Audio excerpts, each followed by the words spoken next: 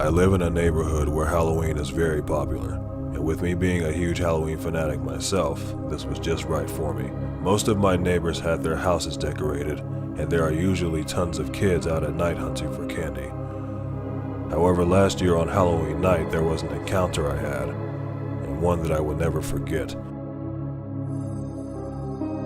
It was Halloween night, and the neighborhood was alive and energetic. I was also hosting a Halloween party. My house was completely decorated from top to bottom to go along with it.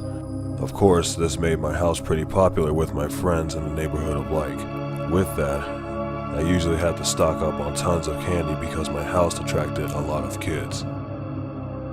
Everything was normal so far. The party was lively, and everyone was in full costume, including myself, of course. About midway through the night, there was one group of kids that came knocking at my door. They had to be no older than 12 years old.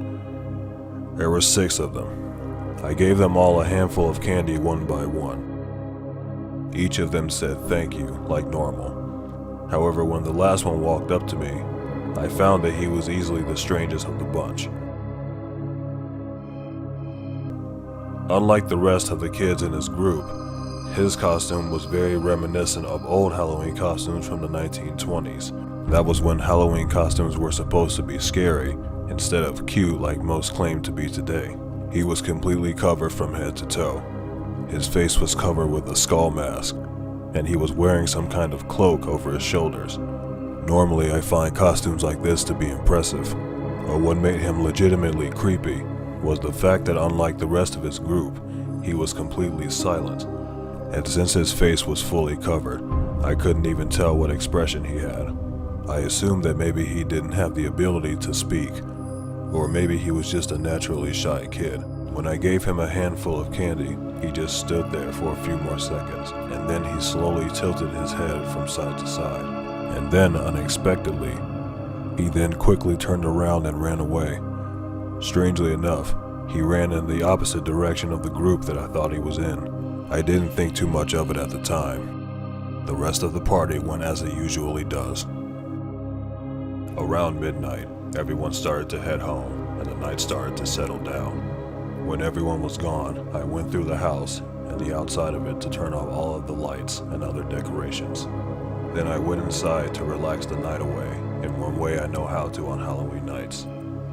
I figured I would watch a horror movie as my last way to savor Halloween before it ended. Once I started shedding parts of my costume and had a seat, I started hearing a faint but noticeable noise. It seemed like it was some kind of hissing or a breathing sound. I figured I had left one of the fog machines on by mistake.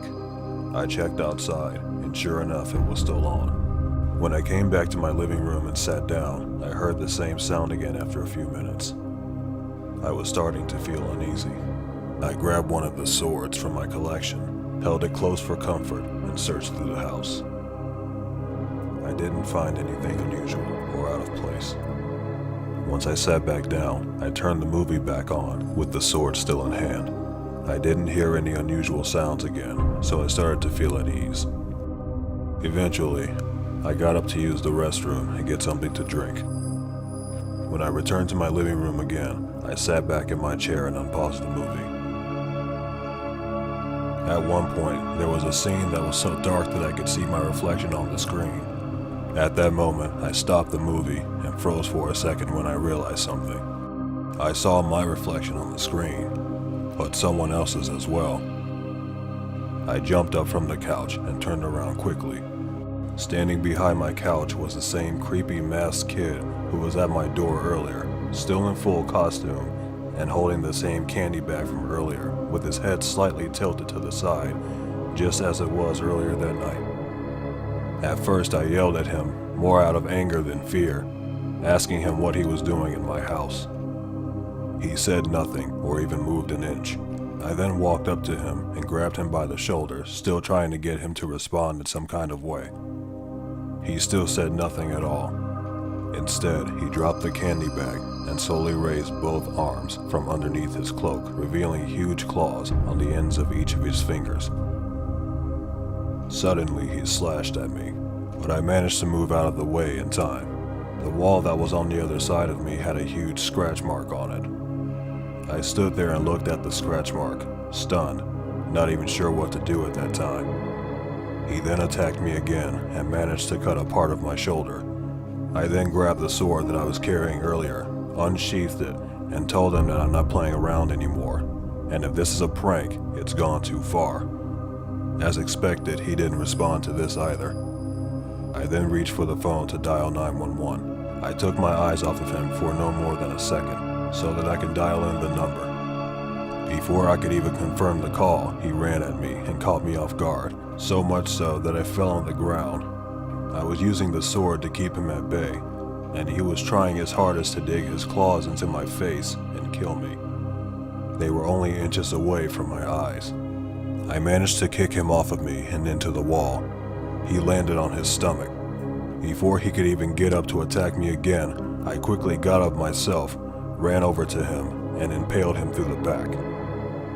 I then reached for the nearest cloth I could find and wrapped it around my arm to stop the bleeding. I dropped to one knee and tried to process what just happened. Eventually, I walked over to the dead body that was lying on my floor. I flipped him over, but there was no movement. I just stood there and stared at him in shock and confusion. I didn't even know what to think. Out of curiosity, I went to take off his mask so I could see who was underneath it. It wouldn't come off no matter how much I pulled on it. It's as if it were glued down to his face. I then looked at the claws he attacked me with earlier and tried to do the same with those. They didn't come off either. My suspicions came to reality when I realized this. He wasn't wearing some prop or handmade weapon. They were his hands. This was no human being that tried to attack me in my own home. This was a demon from hell itself. I contemplated calling the police this time. How was I supposed to explain something like this? I eventually decided to pick up the phone and dial 911. As soon as I was about to confirm the call, I heard a crash. I realized it was one of my windows. I couldn't even turn around to look in time before someone or something slashed me across my back. When I finally got a view of my attacker, I saw that unlike this kid I encountered a minute ago, this was instead a grown man, and he wore a costume that was nearly identical. The only difference with his costume was that he was wearing a demonic pig mask with red eyes instead of the skull. He then said something to me. This new biggie just found his next meal. Let me hear a squeal. Let me hear a squeal.